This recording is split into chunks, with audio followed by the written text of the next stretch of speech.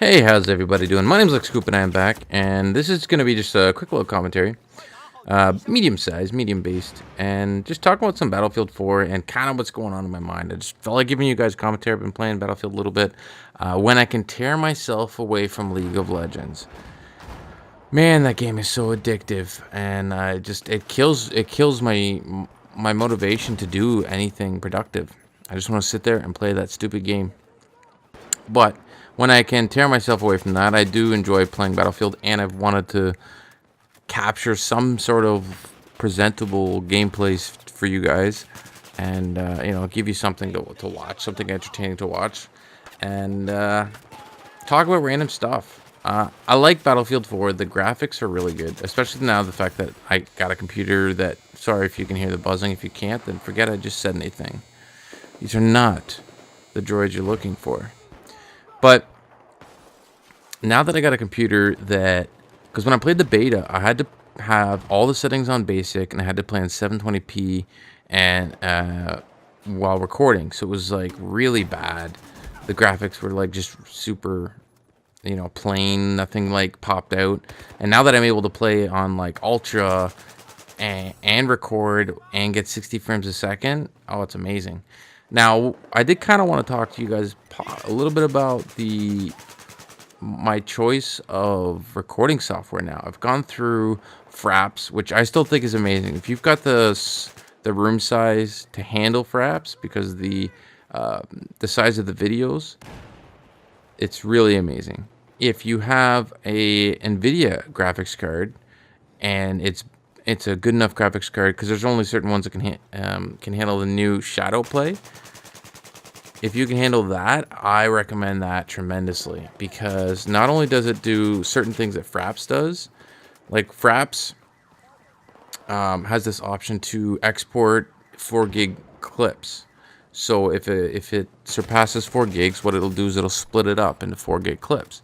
So that way, the reason I really like that feature is if you say you're playing some long game, and you don't want to have to worry about, even if you're playing a first-person shooter like Battlefield or Call of Duty or Titanfall or anything along those lines, and you don't want to have to sit there and click start record at the beginning of the game, end record at the end of the game, etc., etc. You don't want to have to keep doing that. That can be tedious. You can just keep playing, and then you can go through the 4 gig clips, and they're already separated.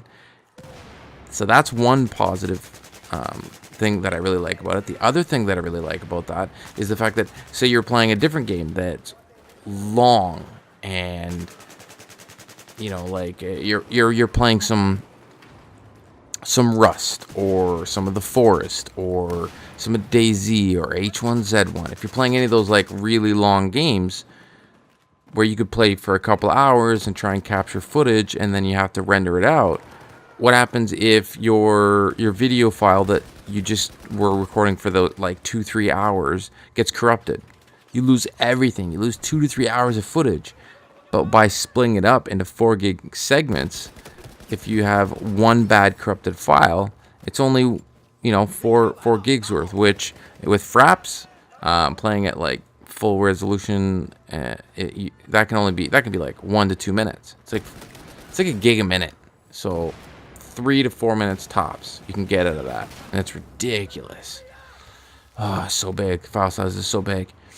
It's because it does it at 100,000 kilobits per second. So it can vary from 100 to 150 depending on the what it's capturing. If it's like fast paced, things are constantly moving, then it uses higher amounts. And then if something's slow, like League of Legends, where the map stays pretty much the same, on your screen, there's not much change, then it records at a slower amount. But it's still at least 100,000 kilobits per second, which is 100 megs per second, which is insane. That's why the file sizes are so huge. But this, what Fraps doesn't have is the option to change that. You don't have a choice. It just does it at its presets, and you can't modify it. You can't change it to. There's only a few minor modifications that you can make, like half resolution. But if you do that, you destroy the video resolution. It just doesn't turn out as good. But anyway, so I'm running out of time here, so I want to get back to the NVIDIA. The NVIDIA does so many different things.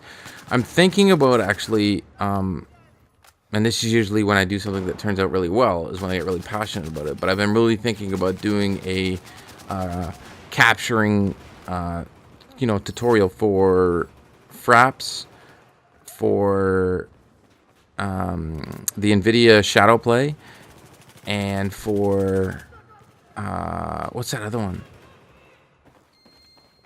Open Broadcaster, OBS, Open Broadcaster Service software, Open Broadcast software. Now, Open Broadcast software, which is OBS, is really good for streaming, but when it comes down to recording gameplay, depending on the game that you're playing, it can have lag issues related to it, even if you turn down the bitrate fairly low. Now, a lot of people that record a lot don't understand what's the importance of bitrate. Your resolution is the amount of pixels that are on your screen, and the bitrate is kind of like the refresh rate of those pixels. So you could have a 1080p video that is way worse than a 480p video, but because the pixels are refreshed at a higher rate. Anyways, all right, this is you guys looking at a black screen now because I ran out of footage and I kept rambling. So I'm either A, gonna do that, which I think I might, or B, maybe I'll just find some more gameplay and give another brief description of what they are. Anyways, I hope you guys enjoyed the gameplay. I hope you guys enjoyed the black screen. This is Lex Coupe saying, rate, comment, subscribe. Dooch doo skadoosh.